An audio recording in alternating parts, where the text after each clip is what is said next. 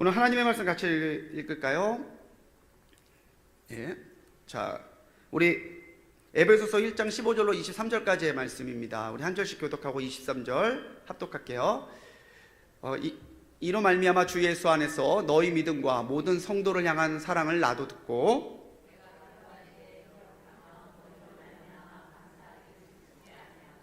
우리 주 예수 그리스도의 하나님 영광의 아버지께서 지혜와 계시의 영을 너희에게 주사 하나님을 알게 하시고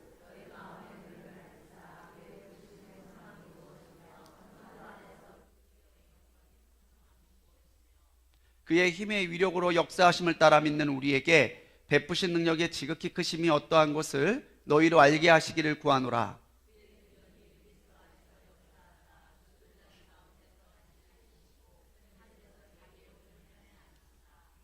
모든 통치와 권세와 능력과 주권과 이 세상뿐 아니라 오는 세상에 일컫는 모든 이름 위에 뛰어나게 하시고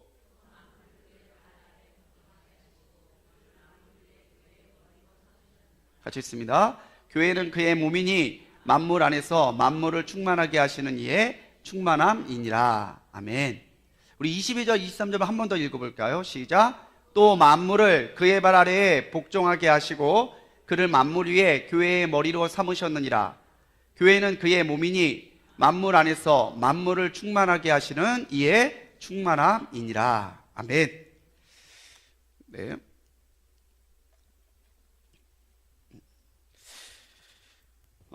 우리 지난 시간부터 바른 신앙 위에 서라라는 전체적인 제목을 가지고 우리 바른 신앙을 미혹하는 이단들에 대해서 조금씩 나눠보고 있는데, 지난주는 우리 신천지에 대해서 했죠. 오늘은 하나님의 교회 세계복음협회, 이름도 되게 길어요. 띄워주세요. 우리 하나님의 교회 하나님교회 그게 하는데, 이제 하나님의 교회 세계복음협회가 정식 명칭입니다. 내 이외에 정식 명칭을 이야기하냐면은 제가 뒤에 가서 말씀을 드릴게요. 지난주에 우리 신천지 끝나고 나서 저한테 개인적으로 이렇게 문자나 뭐 카톡을 통해서 이렇게 질문하시는 분들이 몇 분 계셨어요. 그거 보면서 우리 성도님들이 정말 바른 신앙 위에 서려고 굉장히 애쓰시는구나. 그런 부분들이 참 가슴 뭉클했고, 또 그런 점에서 정말 바른 신앙을 무엇인지 분별하고 또 바른 신앙으로 목회하는 사명을 가진 이 시대의 교역자들이, 목회자들이 얼마나 깨워서 목회해야 되는가를 좀 깨닫는 시간이 지난주였던 것 같아요. 지금 우리 기독교에서 이단 전문가로 통하시는 분이 그 현대종교의 탁지원 소장님입니다. 이 탁지원 소장님이 그 기자들과 질문했어요. 지금 이 한국교회에 있어서 가장 위협적인 이단이 있다면은 뭘까요? 라고 얘기를 했는데, 그 탁지원 소장님이 하나님의 교회를 들었어요. 그러니까 그 기자가 요즘에 신천지가 하도 극성인데 신천지가 더 그렇지 않나요? 했더니 신천지에 비할 바가 못 된대요. 저도 이 하나님의 교회에 대해서 좀 이번에 다시 좀 새롭게 정리를 하면서 알게 됐는데 정말 어마어마하더라고요. 오히려 우리가 그것을 믿음 안에 서야 될 터인데, 정말 우리가 바로 알지 않고서는 바른 신앙을 세우기가 참 어려울 것 같아요. 그래서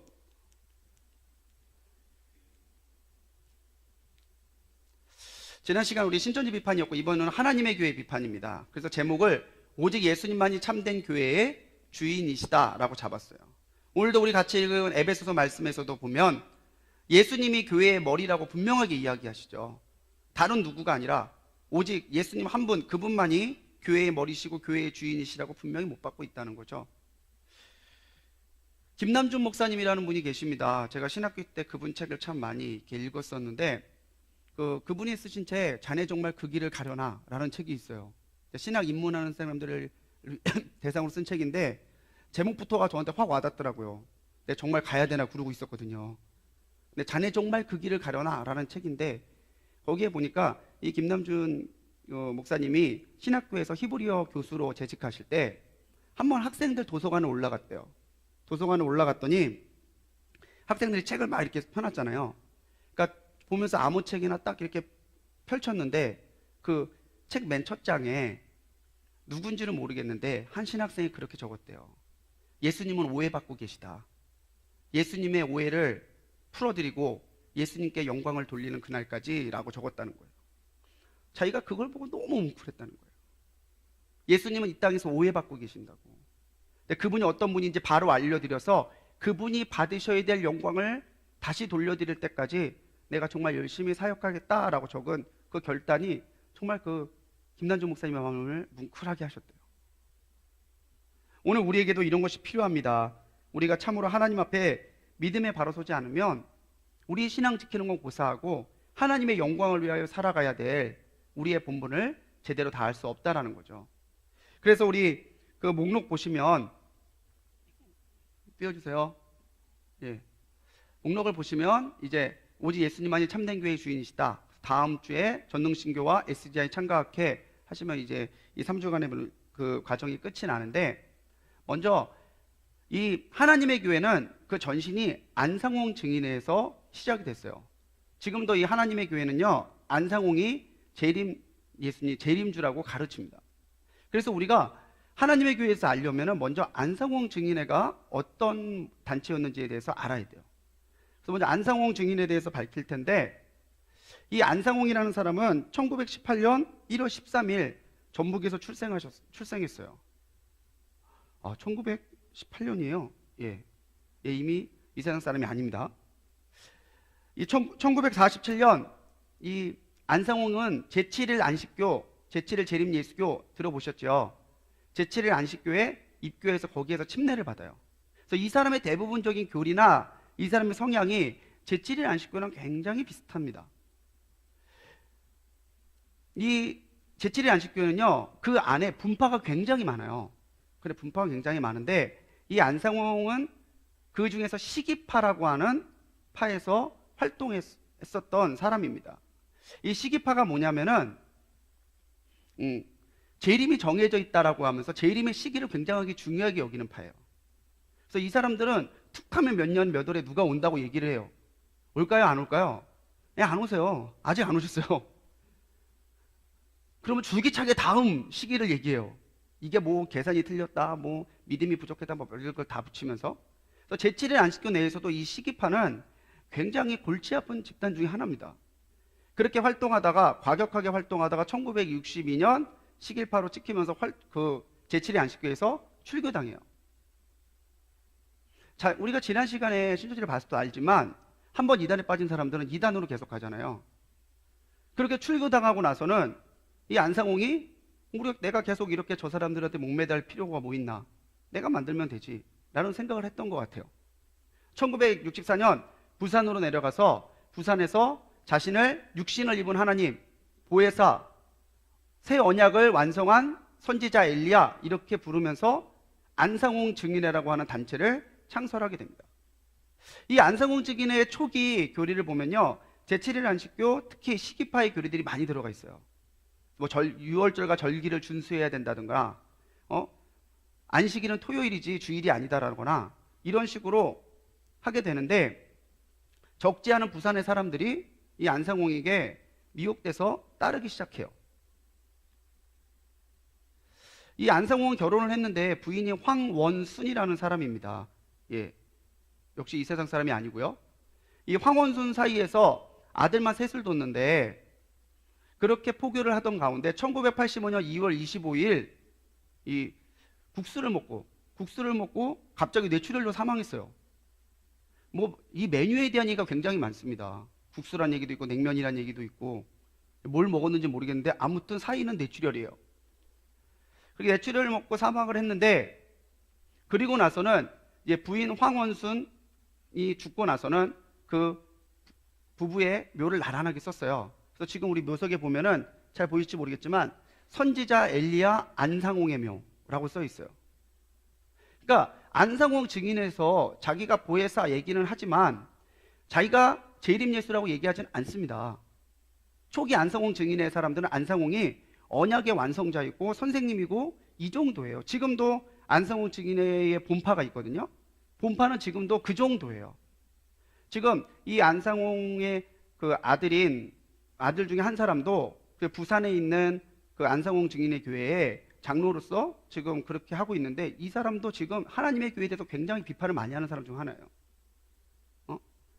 우리 아버지는 그렇게 가르치지 않았다. 우리 아버지는 그런 사람이 아니다. 계속해서 그렇게 얘기를 하는데, 하나님의 교회에서 보면은 하나님 어머니라고 이야기를 많이 하죠. 그 사람이 지금 교주 장길자, 여자 장길자를 이야기하는데, 장길자가 이 안상홍하고 영적으로 결혼을 했다라고 주장하는 게 하나님의 교회의 주관이에요. 근데 실질적으로 영적인 결혼을 했다면 지금 황원순 처가 죽고 나서 같이 이렇게 한 묘에 합장하는 거는 합장하는 걸 봤을 때 과연 둘이 진짜 부부인가? 라고 의심스럽다라고 하는 거예요. 지금도 부산에 있는 안상홍 증인 본파에서는 두 사람의 결혼을 인정하지 않습니다. 하나님의 교회가 안상홍을 이용한다라고 계속 주장하고 있다는 거죠. 안상홍 증인회가 나중에 하나님의 교회로 바뀌게 되는데, 이 하나님의 교회는요 두 파로 나눠져 있어요. 하나가 세원약 6월절 하나님의 교회, 반대파가 하나님의 교회 세계복음 선교협회. 둘 다 이름만 들어봐도 아시겠지만 뭔가 느낌이 좋지 않죠? 원래 세언약 6월절 하나님의 교회가 본파입니다. 지금도 부산에 있는데, 부산에 본부가 있고요, 전국에 6개의 교당이 있어요. 근데 이 사람들은 이 장길자를 교주로 인정하지 않죠. 안상홍이 죽고 나서 이 안상홍을 따른 안상홍 증인회가 이 사망 신고를 안 해요. 죽었지만 그러면은 3일 후에 부활할 거다라고 하는 것을 믿고 안상홍의 시신을 모셔놓은 채 3일 동안 집회를 여는데 살아났을까요? 안 살아났을까요? 묻히셨다니까요. 안 살아났어요.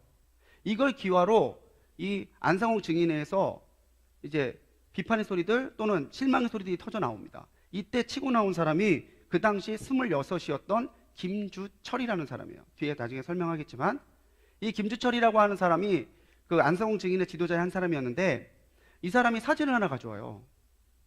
안상홍이 자기에게 예복을 입히고 자기를 후계자로 삼았다고 하면서 안상홍과 찍은 사진을 가져오는데, 그것을 가지고 자기가 후계자라고 주장을 해요. 그러면서 안상홍이 하늘로 올라가면서 장길자를 영모, 영의 어머니로 내게 계시하셨다.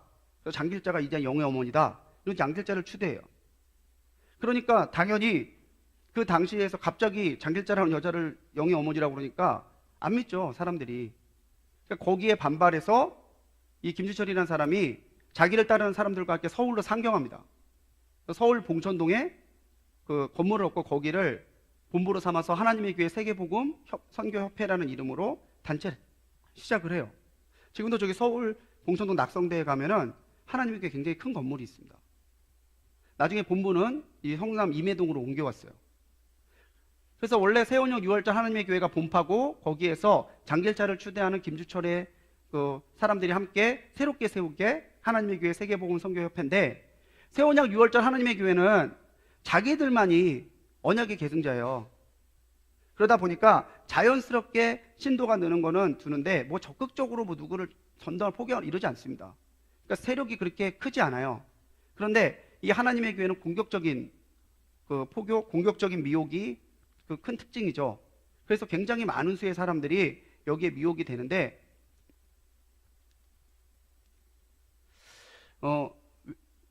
지금 남자가 초계적으로 하는 김주철이고요, 여자가 그 교주로 지금 군림하고 있는 장길자입니다. 이 두 사람이 지금 쌍두마차격으로 해서 하나님의 교회를 끌어가고 있어요. 하나님의 교회를 보면은 이제 1번에서는 봤은 대로 서울 담당이었던 김주철이 전도사, 그 하나님의 교회 전도사였던 장길자를 영적인 신부로 추대하면서 시작이 되죠. 원래 이 하나님의 교회 내에서는요, 본파에서는 엄수인이라고 하는 그 여자 선지자가 있었어요. 그래서 자기가 여자 선지자라고 자칭하는 사람인데, 이 엄수인이 영적인 결혼으로 안상홍과 맺어졌다고 얘기를 했었다는 거죠. 근데 그거를 그대로 모방해 와요. 다만 엄수인이 아니라 장길자가 영적인 어머니라는 거죠. 그래서 엄수인파와 장길자파로 나눠지게 돼요. 그래서 세원약파와 지금 세계복음협회파로 나눠지게 되는 거죠. 1990년에 멜기세덱 출판사라고 하는 출판사를 설립해서 교리와 포교에 대한 책자들을 만들어서 배포합니다. 여러분들 멜기세덱 출판사 그러면은 하나님의 교회 출판사라는 걸 좀 기억하시면 좋겠어요. 거기에서 이 사람들이 포교로 나가는 뭐 소책자라든가 교리책자 이런 거 다 거기서 찍어요. 이 멜기세덱은 그 히브리서 말씀에서 보면 예수님의 예표로 나타나잖아요. 마찬가지로 이 안상홍이 예수님의 완성자, 예수님이 미처 못하신 일들에 대한 완성자로 그 지칭하고 있을 단어 중에 하나가 멜기세덱인데, 그 멜기세덱을 가져와서 이 출판사의 이름을 쓰고 있다라고 하는 거죠. 2000년 9월에 대규모로 그 교세가 늘어나고 있다가 9월에 분당구 임해동에 본부를 신축하고 거기로 이전합니다. 그리고 2005년에는 옥천에 고행컴 연수원을, 2011년에는요 동백에 연수원을 개원하면서 체제를 다져요. 현재는 세계위원회 산하에 10개의 활동국이 있고요. 전국에 400여 개 이상의 분교가 있다라고 주장은 해요. 주장을 하는데 이 워낙 비밀스러운 집단이라 진짜 정확하게 몇 개인지 드러나 있지가 않은데, 이 하나님의 교회에서 빠져나 탈퇴한 사람들이 만든 모임이 있습니다. 근데 그 사람들의 주장에 따르면 굉장히 허수가 많대요. 이 사람들은 굉장히 세를 과시를 해요. 그러니까 지난주에 봤던 신천지 같은 경우에는 자기네들이 14만 4천을 이야기하잖아요. 여기도 얘기는 하긴 하지만 14만 4천을 얘기를 하니까, 근데 지금 수가 벌써 넘었잖아요. 그러니까 자꾸 수를 불려 이야기를 하면 자기들한테 불리해요. 그러니까 신천지는 될 수 있는 대로 그 수를 크게 늘리지 않으려고 하는 경향이 있는가 하면은, 이 하나님의 교회는 그런 거에 따지지 않아요. 14만 4천의 의미는 이미 예전에 바꿔놨기 때문에 계속해서 늘려가요, 공격적으로. 자기들은 뭐 100만 명, 200만 명 얘기를 하는데 실제로는 그보다 훨씬 적을 것이다라고 추측이 됩니다.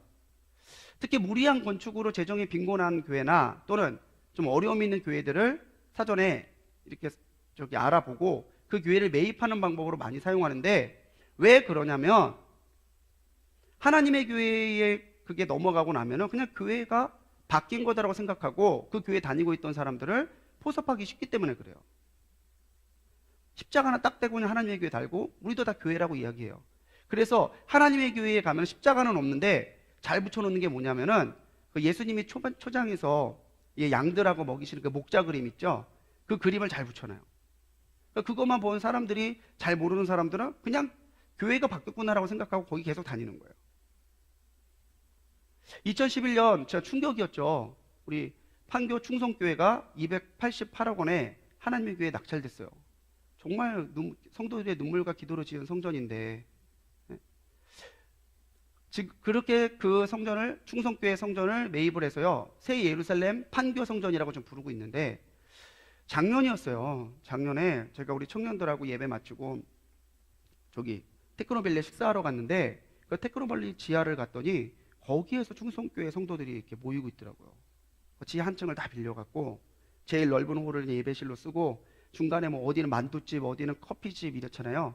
거기를 다 그냥 사무실을 뭐 이렇게 분파로 써서 토요일날 세팅해서 주일날 예배드리고 주일 예배 끝나면 다 걷어서 가는 거예요. 지금도 그렇게 하고 있는지는 잘 모르겠어요.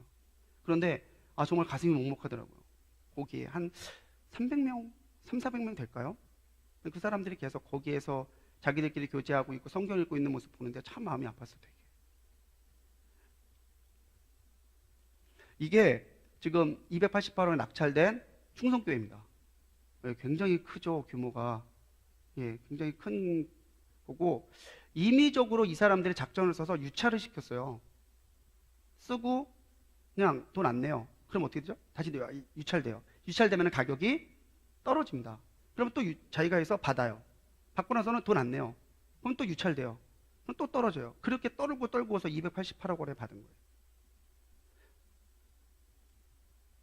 여기가 지금 분당구 임해동에 있는 하나님의 교회 본부입니다. 지금 이 왼쪽에 있는 건물을 보자면 똑같은 건물이 두 개가 있어요. 하나는 예배동으로 쓰고 하나는 교육동으로 쓰고 있습니다. 왼쪽이 지금 여러분들 보시기에 왼쪽이죠. 왼쪽이 그 옥천 고행컴 연수원이고요. 이제 분수 있는 그림이 동백에 있는 동백연수원이에요. 제가 이걸 보면서 참 느끼는 게, 와, 우리 불꽃교회가 정말 기도 많이 하고 정말 우리가 영적인 사명을 잘 감당해왔다는 게 다 우리 근처예요. 뭐 임해동 얼마나 뭡니까?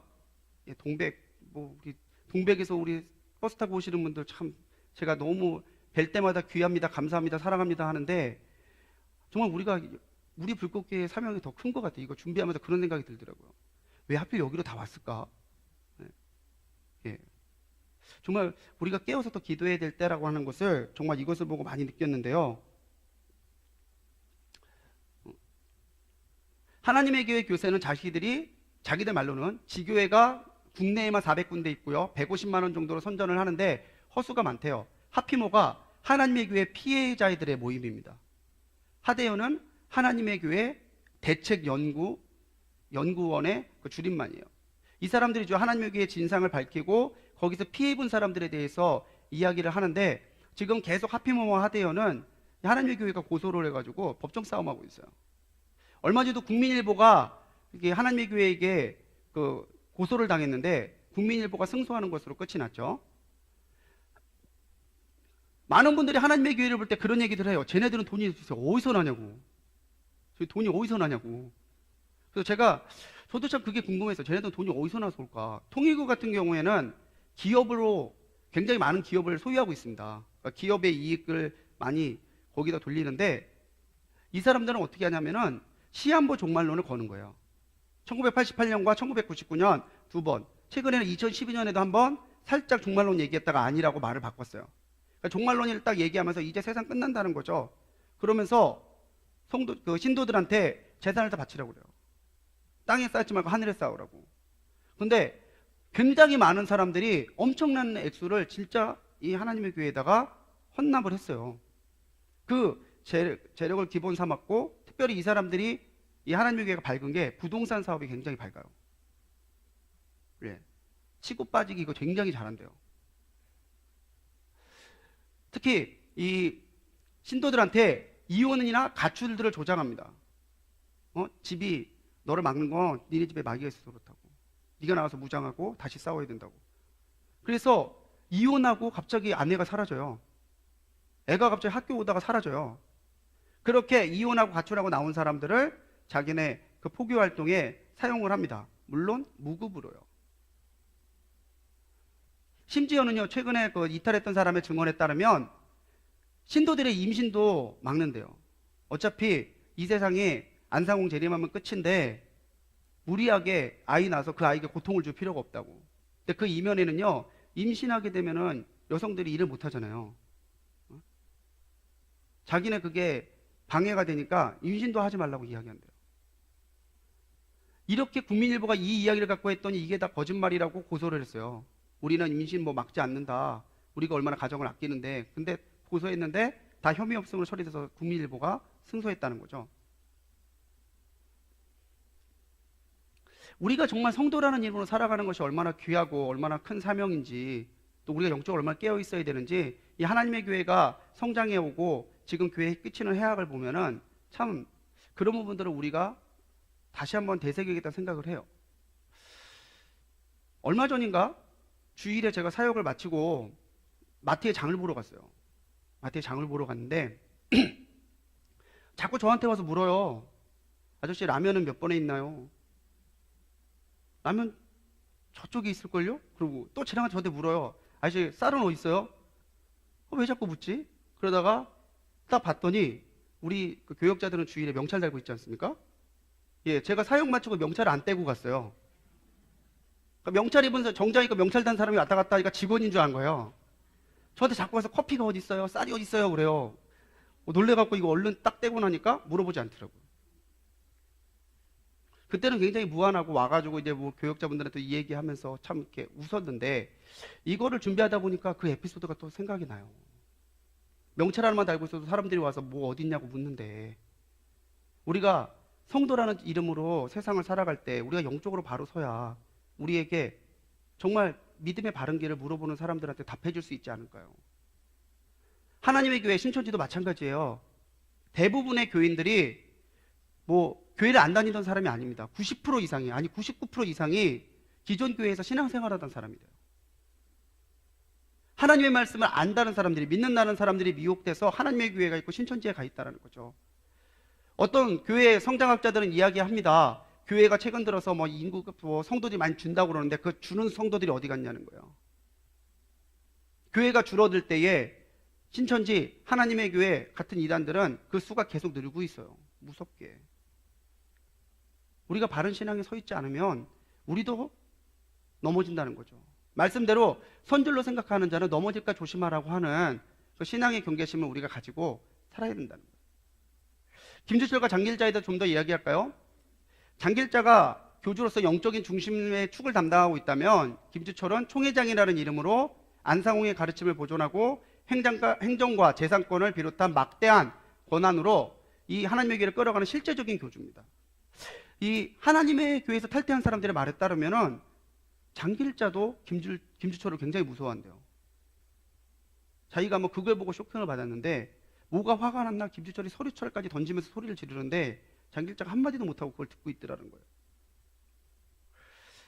대부분의 빠져나온 탈퇴자들은 얘기해요. 김주철도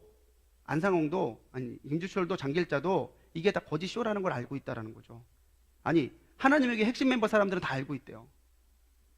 그런데 거기서 주는 이익 때문에 포기하지 못하고 있다는 거예요.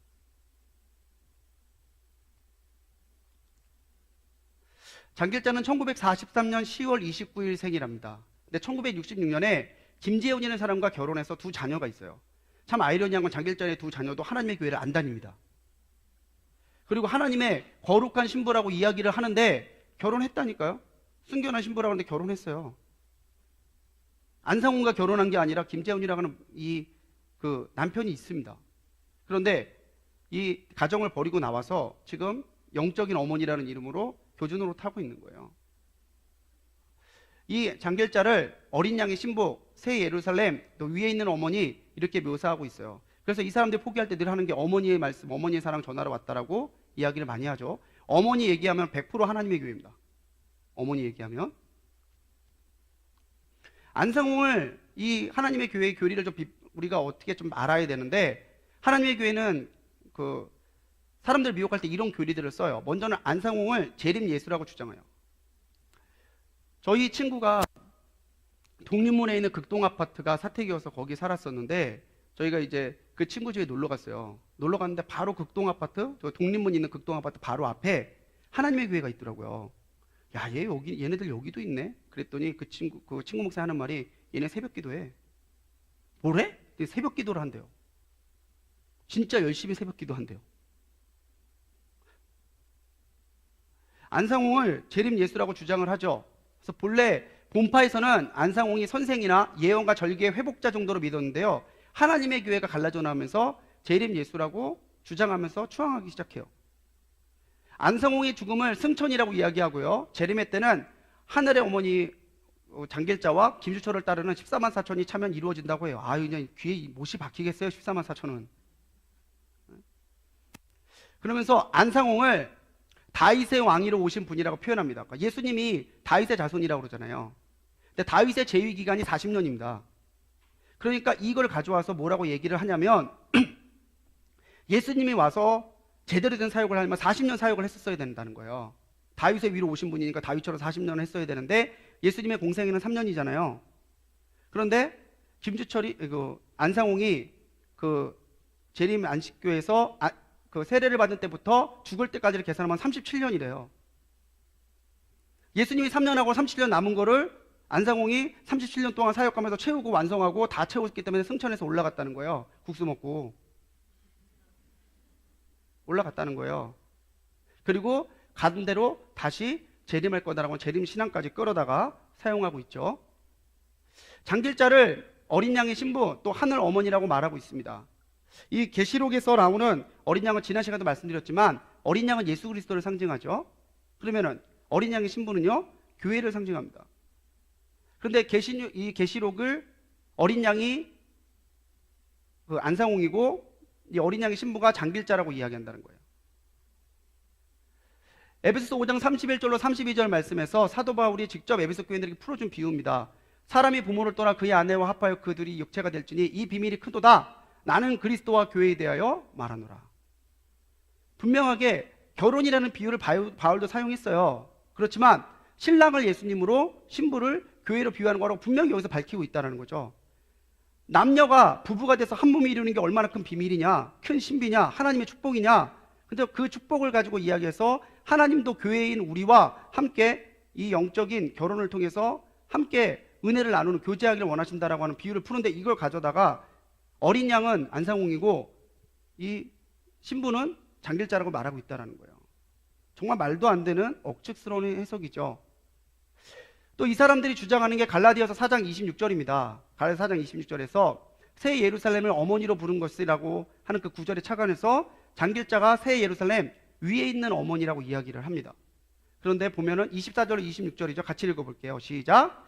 이곳은 비유니 이 여자들은 두 언약이라 하나는 신의 산으로부터 종을 낳은 자니 곧 하갈이라.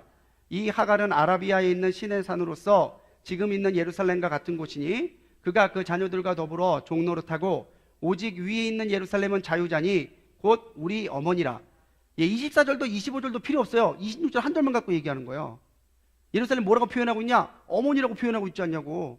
아버지라고 표현하고 있냐? 어머니지 않냐? 이 어머니가 장길자다라고 얘기하는 거예요. 그런데 여기서 사도 바울이 이 비유를 쓴 거는요, 두 언약, 율법과 복음의 관계를 설명하고 있는 겁니다. 그래서 신의 산, 모세가 율법을 받은 곳이죠. 그래서 신의 산이 상징하는 것은 율법이에요.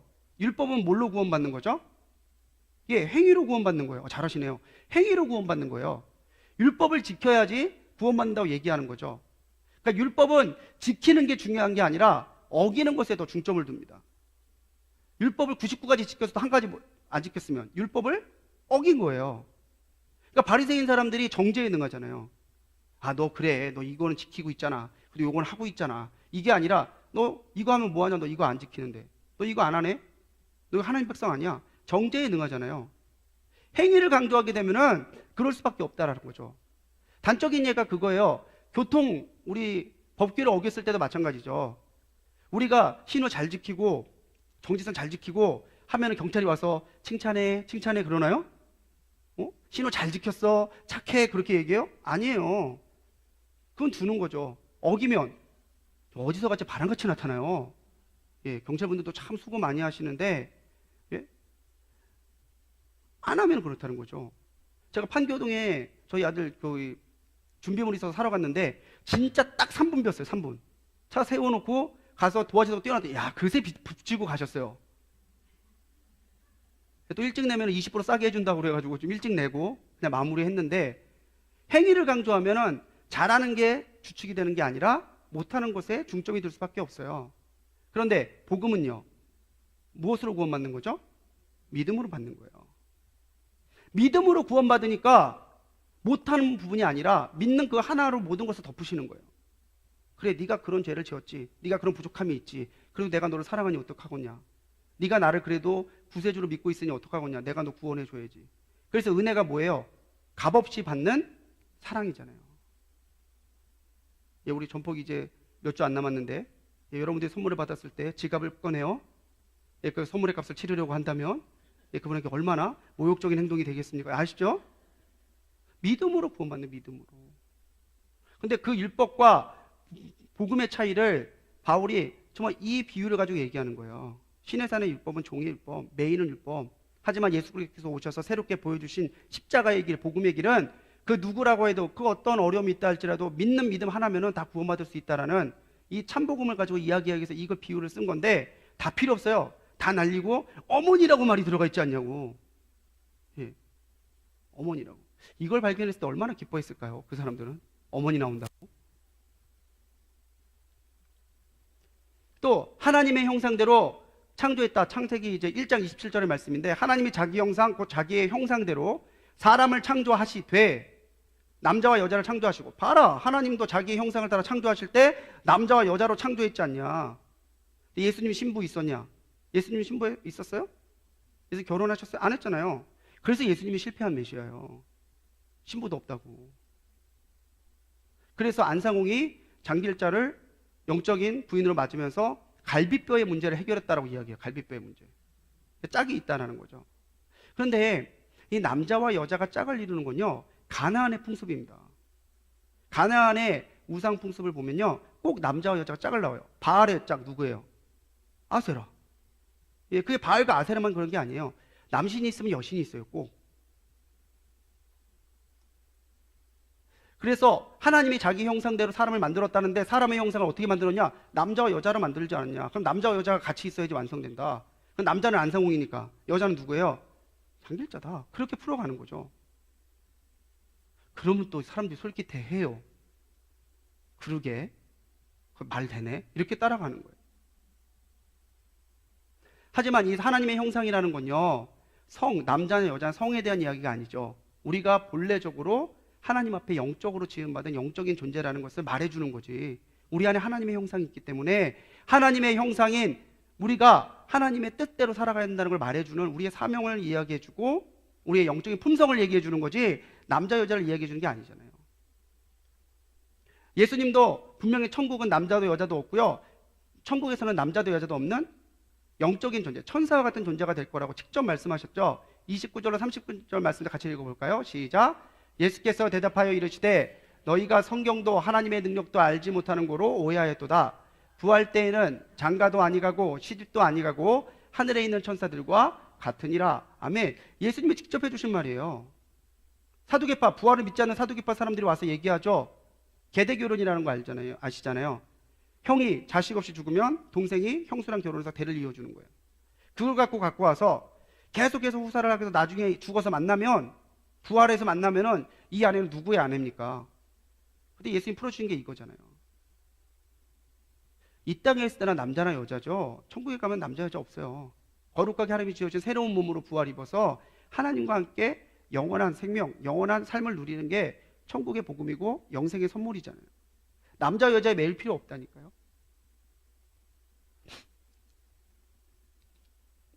또 세 번째로 시대와 절기에 대한 오류가 있습니다. 이 사람들은요, 구약을 성부 시대라고 이야기하고요, 신약을 성자 시대라고 얘기하고 지금은 성령 시대로 구분하는데, 이 성령이 누구예요? 보혜사 안상홍이라고 가르칩니다. 그러니까 그러면은 성자 시대 때 성부 하나님 놓으셨어요? 성령 하나님 지금 시대 때는 그러면 성부와 성자는 할 일 없는 거예요? 아니죠. 이 사람들은 심각하게 삼위일체에 대해서 잘못 생각하고 있는 거예요.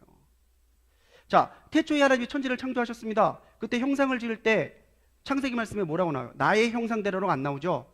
우리의 형상대로라고 얘기해요. 요한복음 태초에 말씀이 계시니라, 이 말씀이 육신을 입어 우리 가운데 거하시며 우리가 보니, 그렇죠? 예수님이 태초부터 계셨다는 거예요. 예수님께서 세례받고 올라오실 때 성령이 비둘기 같은 모습으로 예수님께 임하셨잖아요.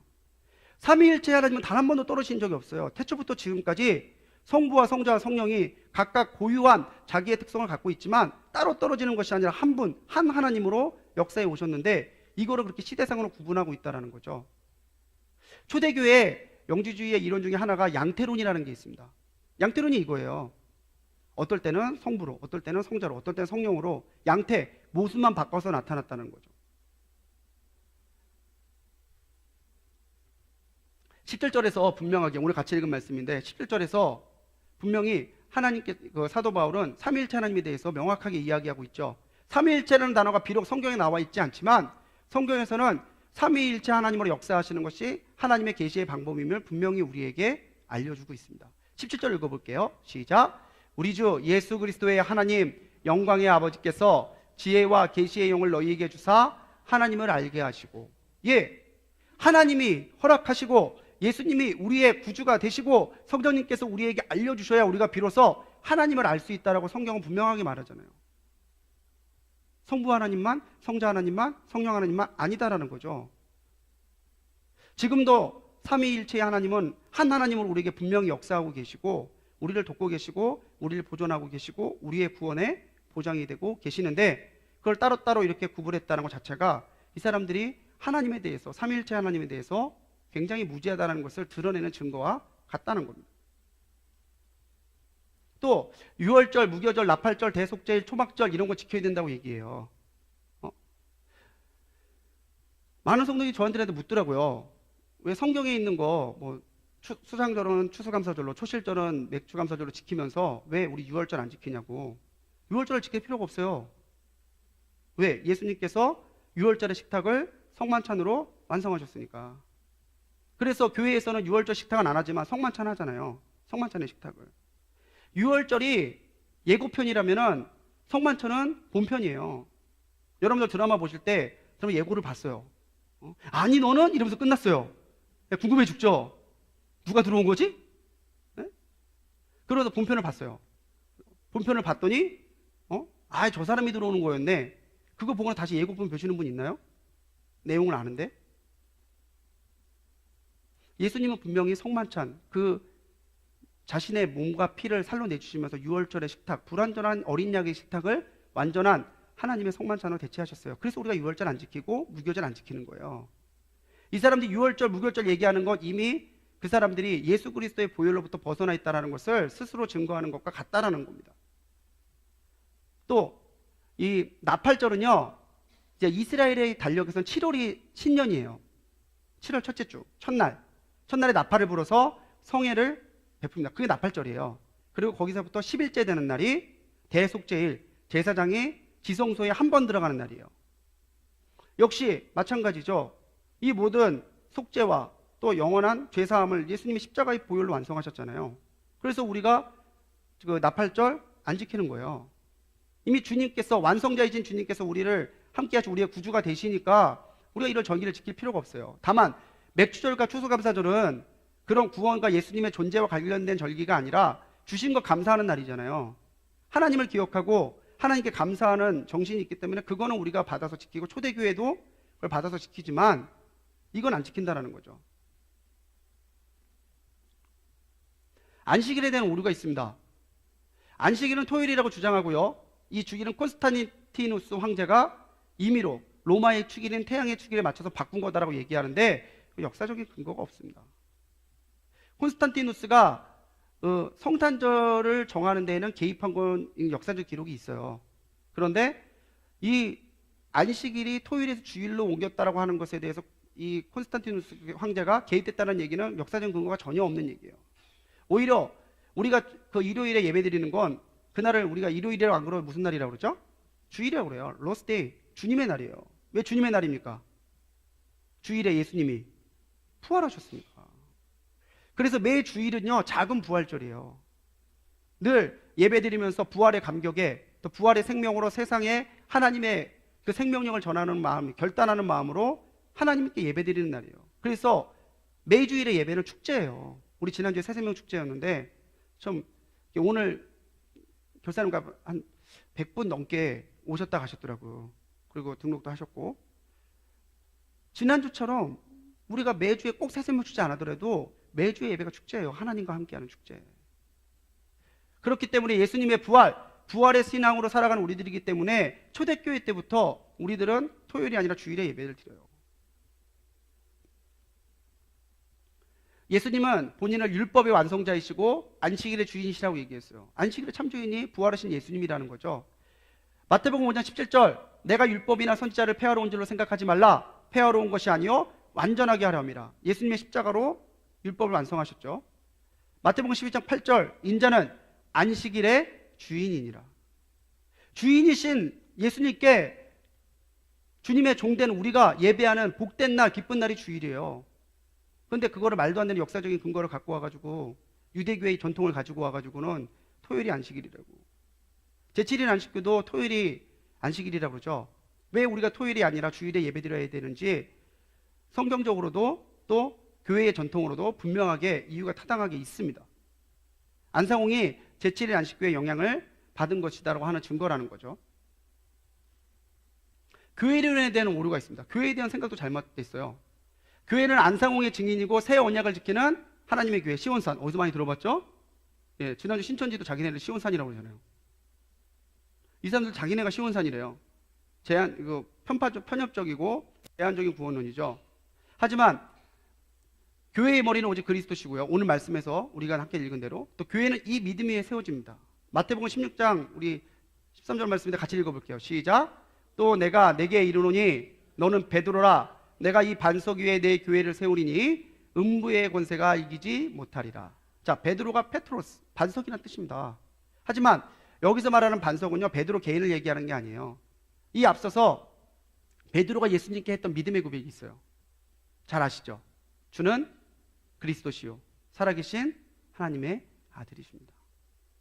예수님이 하나님이십니다. 예수님이 구원자십니다. 거기에 대한 이 베드로의 고백, 그 고백 위에 주님께서 세우신 거룩한 공동체가 교회예요. 그런데 안상홍 증인이라고요? 말도 안 되는 얘기예요. 그래서 저는 하나님의 교회가 제일 싫은 게 교회라는 단어를 써서 싫어요. 교회는 예수님이 주인이 아니시고 예수님만이 구원의 길이라는 고백이 없으면 교회가 아닙니다. 그냥 여호와의 증인처럼 왕국회관이라는 말을 쓰시든가. 설교할 때 목사님들이 멈칫멈칫 하신대요. 이렇게 해야 바른 하나님의 교회입니다. 그래 놓고는 하나님의 교회라는 말을 써도 되나? 응? 우리 건데, 우리가 하나님의 교회인데, 응? 교회라는 말은 그렇게 쉽게 쓸 수 있는 게 아니에요. 교회라는 말은. 우리가 여러 개로 모일 수 있죠. 우리 등산 한번 갔다 와. 등산 모임 할 수 있어요. 근데 등산 교회라고 안 하잖아요. 우리 영화 좋아. 영화 동호회. 영화로 모일 수 있겠지만 영화 교회라고 안 하잖아요. 왜? 교회는 철저하게 예수님으로 시작돼서 예수님으로 끝나야 돼요. 예수님 한 분만을 사랑하고 예수님 한 분만이 구원의 길이라는 믿음의 고백이 있어야 돼요. 그게 없으면 교회가 아니에요. 이미 안상홍이 제림예스라고 부르는데 성경이 아니라 그 사람이 말한 진리의 책자가 진짜 말씀이라고 그러는데 어떻게 그 사람들이 교회예요?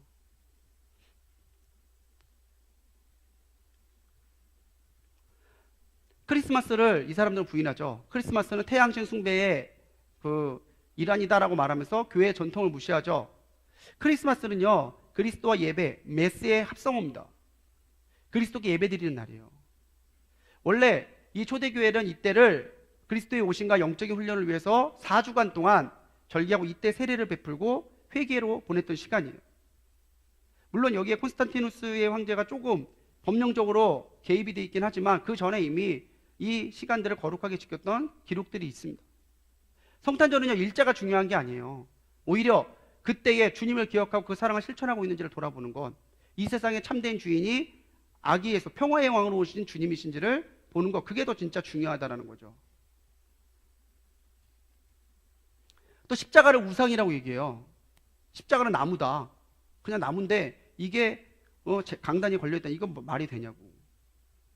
그런데 고린도전서 1장 18절에서 사도 바울은 분명히 말하고 있죠. 같이 읽어볼게요. 시작.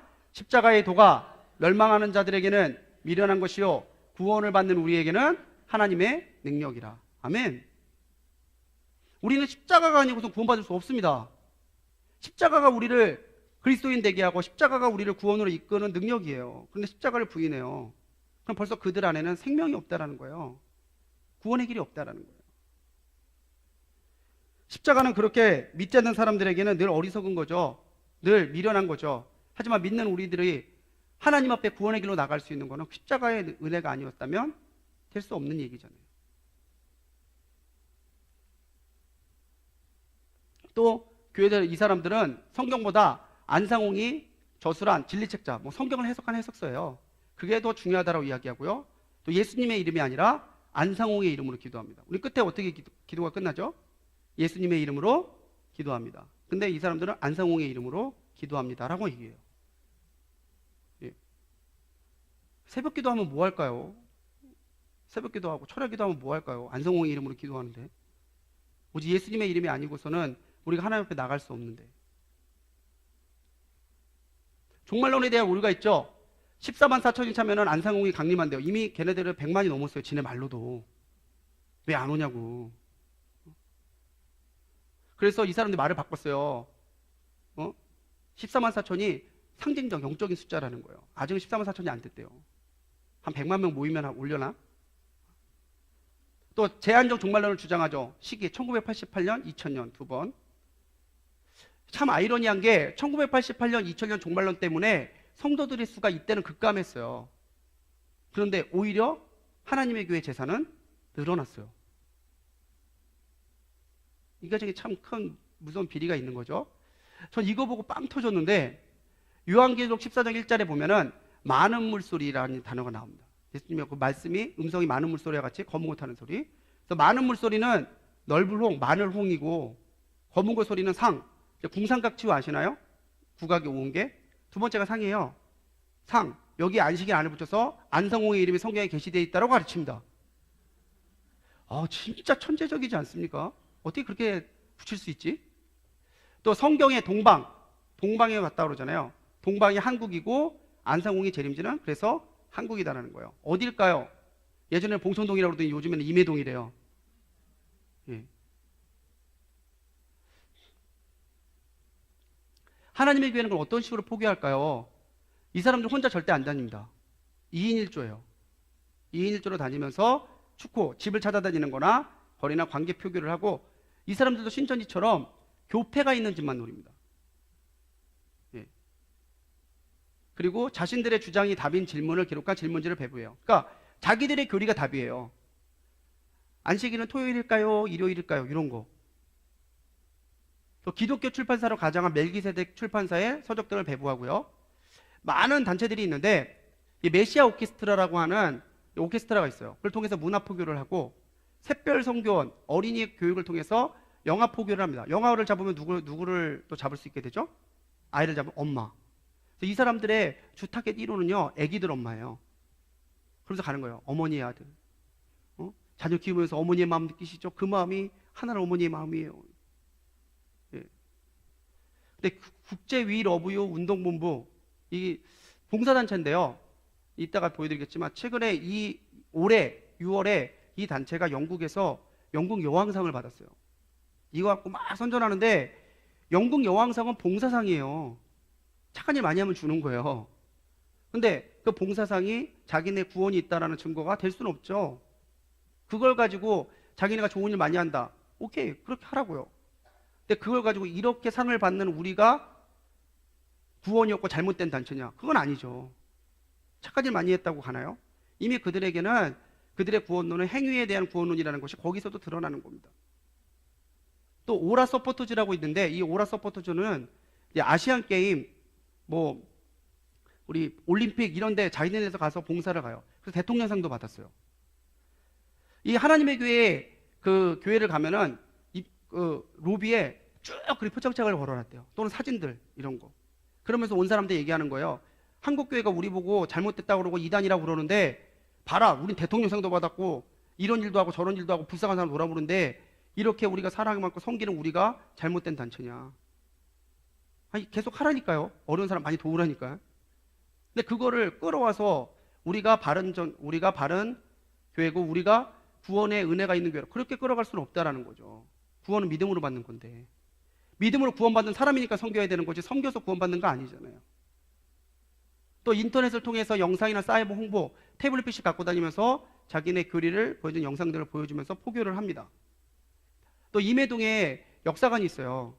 굉장히 잘 지었고 굉장히 고심해서 지었대요. 거기에서 자기들의 이미지를 포장합니다. 또 언론에 하나님에 대한 좋은 기사 내보내도록 로비하고요. 특히 연예인들을 사용한 이미지 메이킹을 많이 해요. 또 정치와 기업 전반부에 서로 연계가 되어 있을 것이다라고 많이 추정이 되고, 또 미국이나 유럽 등에 최근 포교에 열을 내고 있습니다. 미국 쪽에서는 벌써 몇 건의 소송이 진행되고 있어요. 얘네들이 하도 무리를 많이 일으켜서 미국에서는 연방법원마다 한 건 정도씩은 하나님의 교회에 대해서 지금 법원에 고소가 계류되어 있는 사안들이 몇 가지가 있대요. 이렇게 책임과 사회 참여로 다가가서 세뇌시켜 놓고는요, 나중에 종말론으로 겁을 주면서 그들의 헌금, 그들의 노동력 착취하는 거예요. 그래서 이 왼쪽이 자기네가 이제 지금 주장하는 거죠.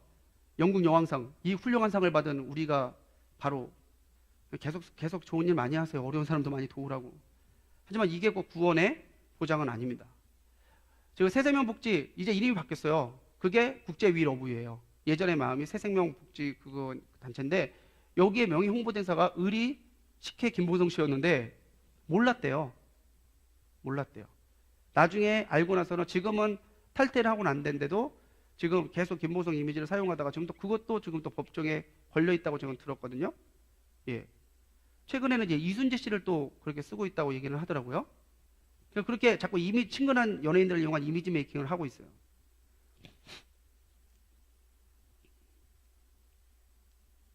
넘겨주실래요? 예. 그럼 하나님의 교회를 어떻게 분별하는가? 보세요. 넘겨주세요. 예. 먼저 어머니 하나님이라는 단어를 사용한다. 예. 이거는 뭐 100%입니다. 그래서 어린 아이를 엄마를 이 사람들의 포교 그 전략책을 보면 아이의 옷이 걸려 있는 집을 노리라는 얘기들이 있어요. 엄마한테 쉽게 접근하는 거예요. 가서 또 엄마들이 아기 키울 때 얼마나 힘들어요. 육아 스트레스 가서 그냥 위로해 주고 반찬에다 주고 이러면서. 네? 성경에서 안식일 주이냐 토리냐고 묻는다. 6월절에 정기를 강조한다. 뭐 어린 양 신부 마지막 엘리야 이런 침례 이런 얘기 나오면 이제 셋 중에 하나예요. 구원파, 신천지, 하나님의 교회 셋 중에 하나예요. 성탄절 기타 이유로 교회와 목회자를 비방하고 공격한다는 거. 십자가가 우상이라고 하고요. 또 성경 공부에서 확실한 증거, 진리책자 이름 교재를 사용해요. 이거 한번 읽어보세요 하고 두고 가는 게 확실한 증거. 뭐 멜기세덱 출판사에서 나온 저기 책자들, 뭐 진리의 책자 이런 거면은 하나님의 교회에서 나가는 거예요. 여호와의 증인은 아시죠? 파수꾼 여호와의 증인에서 나오는 책이죠. 또 자녀의 탄생에는요 아버지뿐 아니라 어머니의 역할이 필요하지 않냐, 이런 식으로 자꾸 어머니라는 예를 쓰는 것, 예수님을 다윗에 비교하거나 실패한 아담이라고 이야기하는 것으로 자꾸 이렇게 안상홍을 증거하고 홍보하는 것을 보면 하나님의 교회라고 할 수 있다는 거예요. 우리가 하나님의 교회를 두 번째 시간으로 좀 봤는데, 정말 우리가 바른 믿음에 서야 되는 건 그 믿음 중에 하나가 예수님만이 구원이시고 예수님만이 교회의 머리시고, 참된 교회는 예수님 안에만 구원이 있다는 것을 믿고 증거하는 단체라는 것을, 우리가 공동체라는 것을 우리가 믿고 깨달아야 될 줄로 믿습니다. 바른 믿음에 쓰셔서 오직 예수님 안에서만, 예수님의 반석 위에만 쓰시고 우리 불꽃교회가 정말 하나님께서 주신 사명 기쁘게 감당하는 참된 교회, 복된 교회, 참 복음의 교회가 되기를 간절히 소망합니다. 기도하시겠습니다.